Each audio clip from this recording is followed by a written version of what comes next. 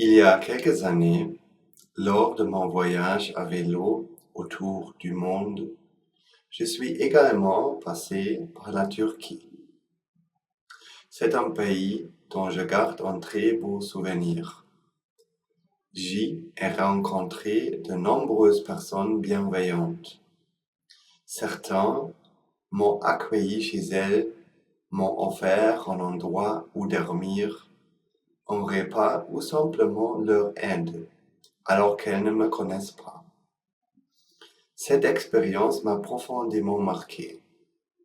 Plus tard, après mon voyage, j'ai moi-même commencé à pratiquer cette forme d'hospitalité.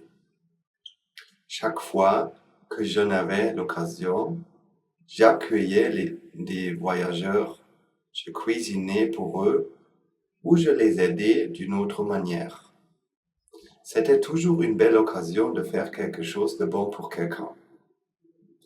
Un jour, en Turquie, j'ai passé quelques jours chez un jeune étudiant de mon âge. Nous nous sommes rapidement très bien entendus.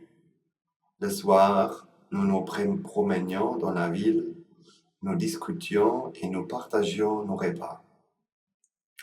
Puis quelque chose s'est produit qui m'a surpris.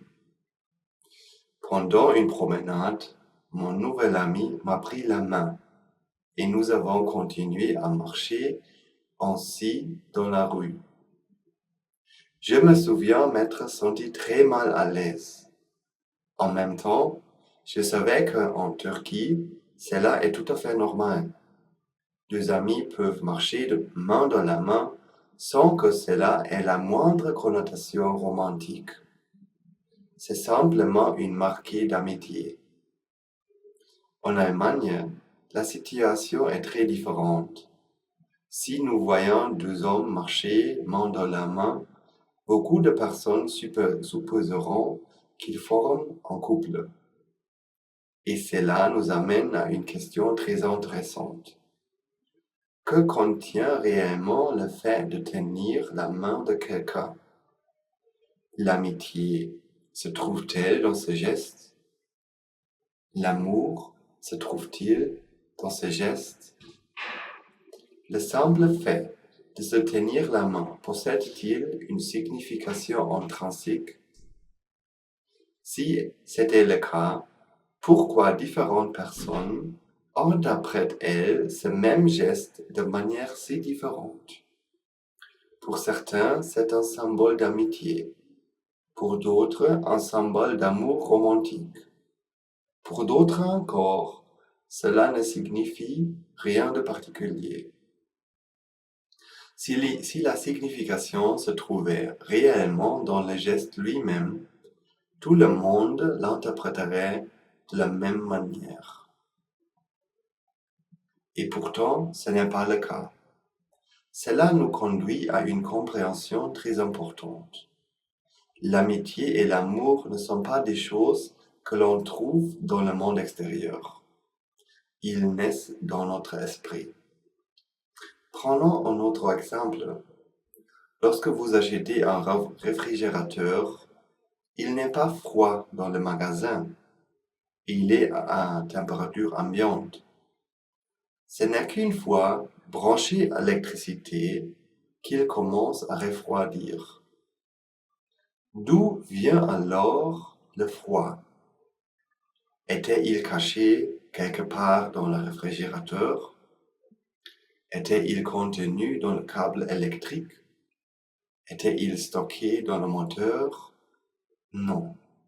Le froid apparaît lorsque certaines conditions se réunissent.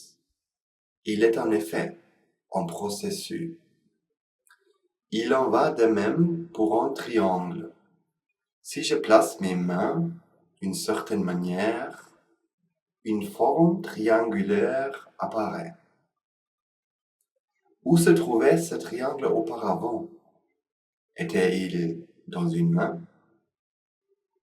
Était-il dans l'autre? Non.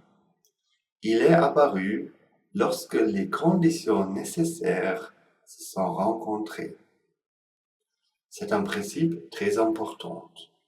Certaines choses n'existent pas comme des objets indépendants. Elles sont le résultat de nombreuses causes et conditions.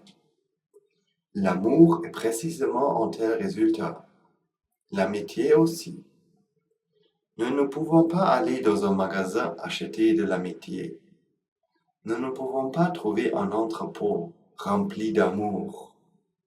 Et pourtant, la plupart d'entre nous vivent comme si de tels entrepôts existaient. Nous disons, c'est mon ami. Et inconsciemment, nous commençons à croire que cette personne est la source de notre amitié. C'est à cet instant que commence une grande partie de notre souffrance. Car dès qu'une personne devient mon ami, nous créons dans notre esprit une image de ce qu'elle devrait être. Elle devrait avoir du temps pour moi, elle devrait me comprendre, elle devrait me soutenir, elle devrait se comporter d'une certaine manière. Plus une personne nous est proche, plus nous faisons peser sur elle nos attentes. Elle cesse d'être simplement un être humain.